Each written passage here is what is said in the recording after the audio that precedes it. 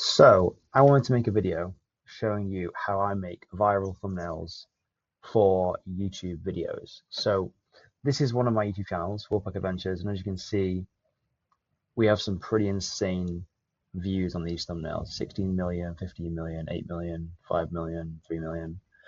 Like, they're all outlier videos. They've done really well for me. Even some of these are like nearly 3 hours long, 270,000 views, nearly a million. So I'd say I understand how to make thumbnails, and I'm going to walk you through some of the things that I know in this video, this tutorial. And thumbnails are super important, and I feel most people struggle with them because they get this backwards and they make their YouTube video first and then they make their thumbnail. Whereas you should make your thumbnail first and then make your video. Because if somebody doesn't click on your thumbnail and read your title, they're not going to watch your video. So thumbnails are like 80% of the success of a YouTube video. So I'm going to walk you through a few points in this video of how to create a viral thumbnail. So I use Canva for my thumbnails. Some people aren't going to like this, but I love it. And I was on a recent trip to Utah. So what I've actually done is I've grabbed a few ideas. Here, I've got three or four thumbnail ideas here for a video.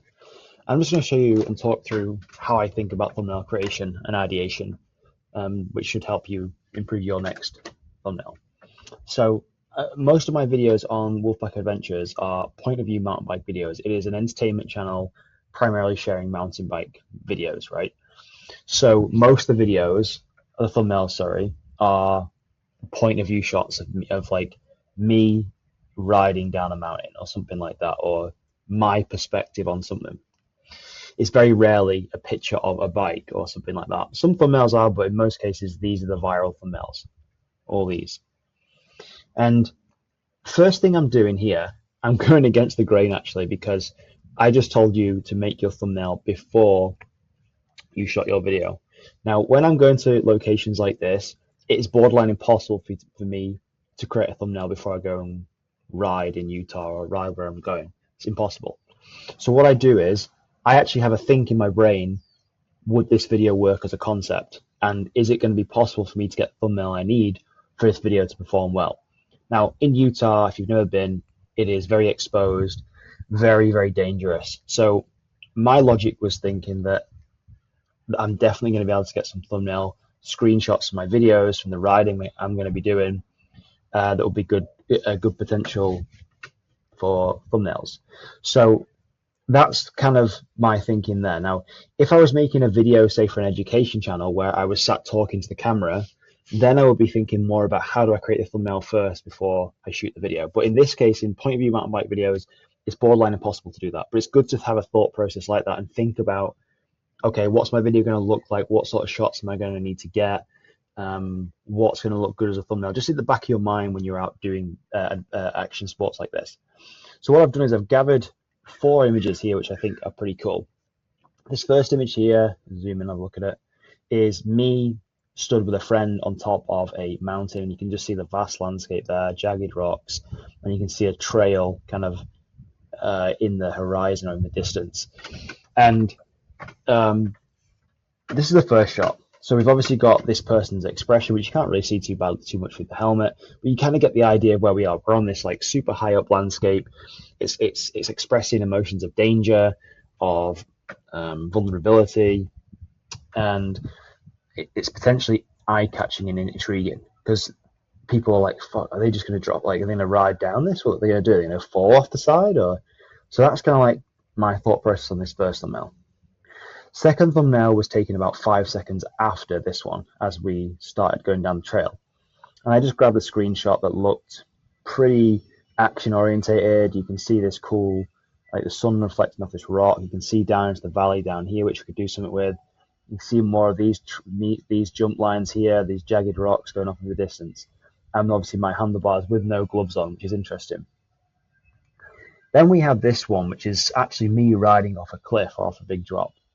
Hopefully in the background there's some guy using a saw or something. Hopefully it's not too loud. But yeah, this is interesting because the thumbnail is taken up primarily by my hands on my bike, and you can kind of see this cliff edge, and then there's a trail going off down here.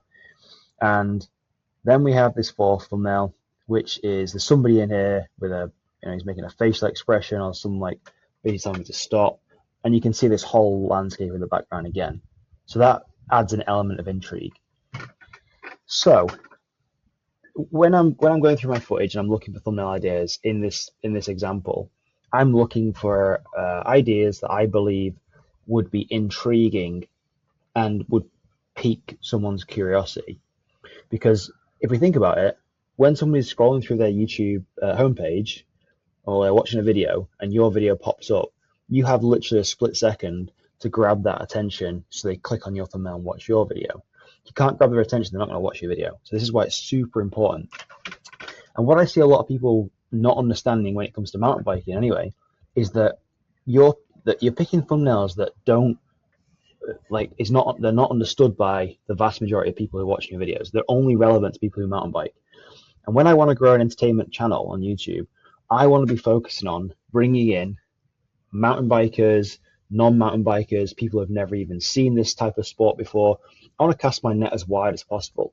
So to do that, we have to pick a thumbnail that is intriguing, piques someone's curiosity, and is also relevant. So these thumbnails, in essence, are fairly all relevant. Like, people know what a mountain looks like. People look at this and they can say, oh, look, it's the sky. Oh, look, it's a rock, or it's a landscape. Oh, look, these two people are still on top of this mountain. So there's relevance in these thumbnails. I'd actually say this thumbnail here is less relevant because it takes someone a split second longer to actually figure out what is going on. And I'll explain why this is important in a little bit. So that's my thought process when it comes to thumbnails.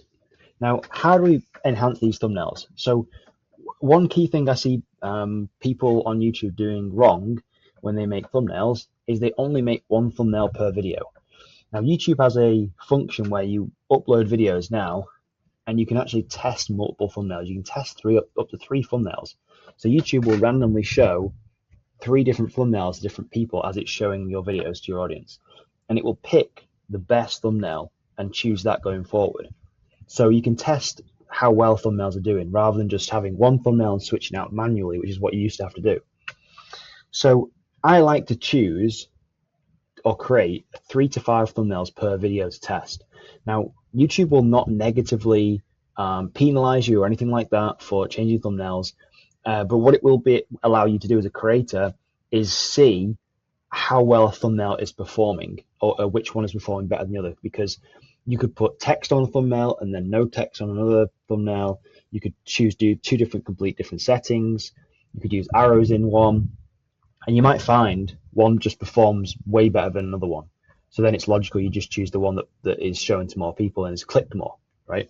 So how do we make these thumbnails more clickable? Because these are great as they are, but we can enhance these. So the first thing I like to do, let's just start with this one here with the person up here. I'm just going to give you a couple little tips. So in Canva, I have Canva Pro, so I pay for this, and I'm not too sure if, sorry, some dogs barking. But if I click edit here, right, just one second, some doggies barking right next to me. It has some really cool AI features in here. So first thing I like to use is this foreground selection tool. So if I click foreground selection tool, it will select the foreground. So this is the person. What I can do here is I can adjust and I can brighten this person up so he stands out way more than he would have done. So I'm going to zoom out a bit. And here's another mistake people make when they're doing thumbnails. They edit thumbnails here, like really close on a big screen. Now, more often than not, when you're scrolling through YouTube, this is what you see. A thumbnail that's this big. So I would argue you want to edit on a slightly smaller scale because you won't know if it's going to grab someone's attention or not. So I would change that a little bit.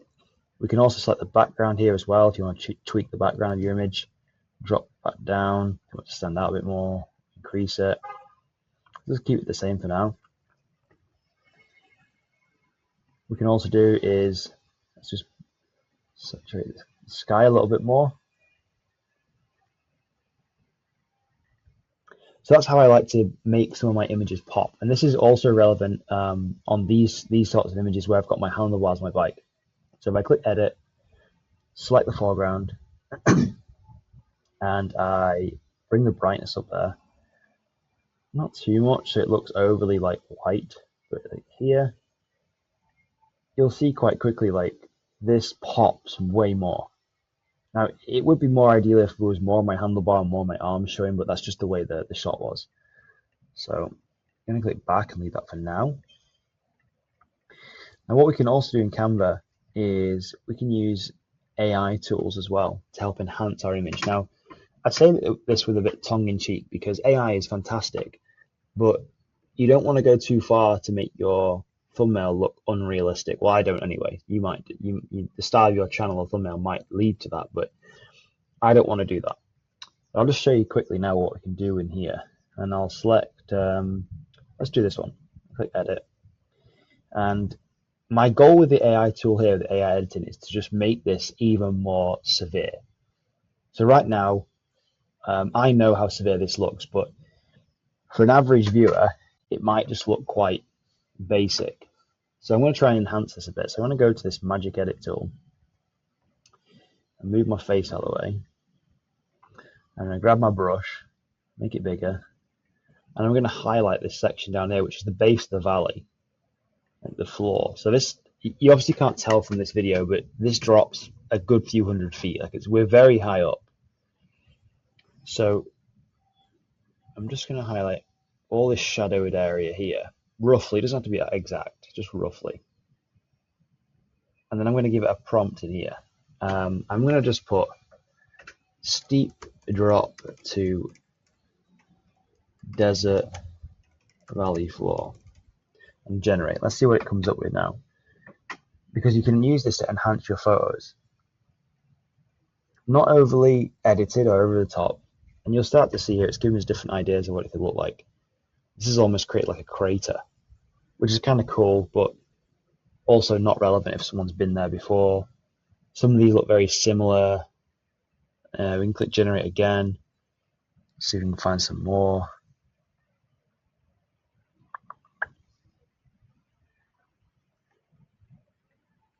Okay, you see that's got a bit of a road or river there as well. Again, you can keep clicking. You can refine this by changing the prompt, or keep clicking generate again. It'll continue to create as many as you need. So let's just leave that for now. It's another tool that I like to use. I don't overly use that because I try and if you look at these thumbnails here, I try and keep these to looking as they were when I wrote it. So none of these are really too overly enhanced. They're very cleverly designed thumbnails. A lot of leading lines, as you can see here. This path, oh, you can't see it. I don't know. You can see the path on this top left thumbnail. The composition is very cool. I'm wearing red gloves in most of them, which is a key thing. I'm not saying that red gloves are the key to you getting millions of views, but that's just a little component of my thumbnail design I like to use, something that stands out on all my thumbnails. Go back to Canva, and I'm going to show you now. I just launched a new video, which was of this ride in Utah, and this is the thumbnail I decided to use, but it was edited, and I'm going to show you that edit right now. So this is the thumbnail here, and you can kind of see the difference between this one and the original. So the original, there's nothing really stands out. I mean, as a mountain biker and me, I know how big this was and how dangerous it is, but I have to be able to translate that to an average person watching on YouTube. Otherwise, it's not going to get clicked. So I'll just show you what I did.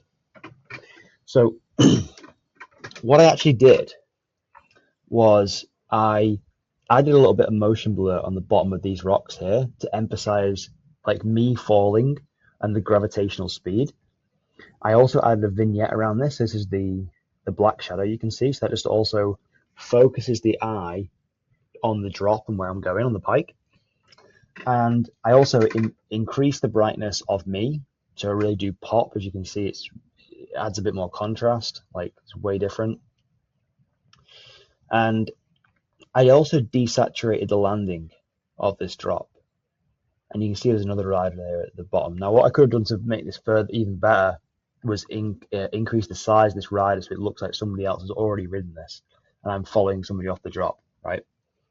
I also added a bit of a shadow here, and the pointer is, just to make the drop like a little bit more definitive. So here's the down gravitational drop, and then here's the landing. Rather than here, that's really hard to tell like where that is. So I want to just define that a little bit more. And I did contemplate the text if I needed it or not. So the thing I see with text on thumbnails is that people overcomplicate thumbnails with text and too many things going on. And if you add too many things on your thumbnail, be it text or images or elements, it gets too confusing. And if somebody can't understand what your thumbnail is within a split second, they won't click on the thumbnail. So you can probably see some of my thumbnail designs here. I'll just show you some more of them. There's very little going on. This is for another channel of mine. I'll just try and find another one. You see here, this is for a channel I have called Action Cam Guy, and it has loads of action camera tutorials. You can see here that there's three elements here. There's a logo of I think this was an app tutorial thumbnail or a video where I was showing people how to use an app on a phone. So there's three elements at play here. There's me pointing to the app, there's a logo, and there's a fact I'm stating, learn in 11 minutes. So that's the three elements. I could have added more text here. Same with this one here. Camera, text, arrow. There's three elements. There's not very confusing at all. Endless carnage. Text, me on my bike, burning car. Let's try and find another one that did quite well. Same with this. Here's a thumbnail designed. My new bike. So this is kind of like what I would call the hero of the image. Like, what's the hero of the image? Now, this thumbnail, for the context, was a video of my new motorbike, my Stark Varg electric motocross bike. And one of the key things is that it's bloody fast. So I thought, well, the hero is the bike and the fact it goes ridiculously fast. So there's two ideas I had here of sharing, like, you know, the horsepower of the beast and the fact, like, could I handle it and question that, or should I just put 96 miles per hour because that's like realistic and that's its top speed. You might be able to hear an electric car parking back. It sounds like a starship. Anyway, again, you can see here, this is a thumbnail I've used in the past. This is one of my most viral thumbnails here. And you can see it's almost like Silent Hill. It's very mystic, it's very intriguing, and it's simply me riding over a bridge at a bike park. It was like quite a steep rolling down a bridge. So I haven't edited this too much. All I've done is enhance different colors and create a very simple focal point of where I am on the bike. That's all I'm doing. And again, it doesn't matter if you are a mountain biker or not, you have a different channel in it, a different action sport, or even an educational channel where you're talking to the camera. All these principles I'm talking about now apply. Same here. This camera comparison I did, which was talking about different low light performances of different cameras. It's very simple, very almost blurry background, and then the focus on the three cameras. Just coming back to our thumbnail here, it's very simple. It's not overly complicated. I have me, the drop, and the text. That's all there is on here. And you want to think about your thumbnails as creating a story. Telling a story in your thumbnails of what's actually going on in your videos. Don't overcomplicate them, and don't try and cram too many elements, too many images, too much text on the thumbnail because that people won't click it. Is that one of the biggest take-homes I can give you when it comes to creating viral thumbnails for YouTube. There's a very specific way of creating them. It is as much as a science as it is an art. But the biggest takeaway I can give you guys watching this is that make sure you create your thumbnails before you create your video if you can. Now, I obviously can't in this instance here, but at least I am thinking about potential thumbnail ideas before I've even gone to Utah, or before I've gone to my riding site. And I'll just give you another example of how I come up with potential thumbnail ideas or concepts. And it's using a tool called 1 of 10. And I'll leave a link below to this. So this is how you find outlier video ideas. So I'm a big fan of not reinventing the wheel when it comes to this stuff. All my best thumbnail designs have come from other people. I've just copied them, flat out copied them, with apostrophes around it. I've taken their idea, modeled it, and made my own. So let me just delete all this stuff here, these filters, and I'll show you how this works. So you put your channel in, and it starts to learn what your channel's about. And you'll see here it's looking for outlier videos related to my channel. Now, first of all, what is an outlier video? So an outlier video is basically a video on a YouTube channel that performs better than all your other average videos. So what we can do here is we can set certain filters, and we can find videos in your niche that are outliers. And if they're outliers, we can then model them, and we understand what people are watching right now that are relevant. And you can also use this for thumbnail design ideas from different niches. You can use it for a lot of different things. So I'm going to show you how it works.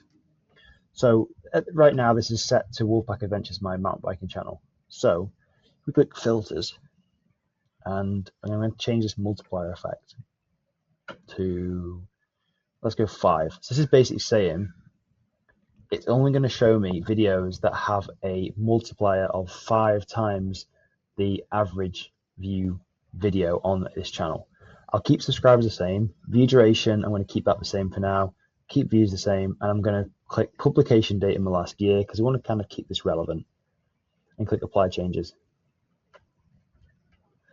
So now what it's showing us, if I also search, let's search mountain biking. So now it's searching mountain bike videos that have a multiplier effect of 5 times to 500 times, and that are published in the last year.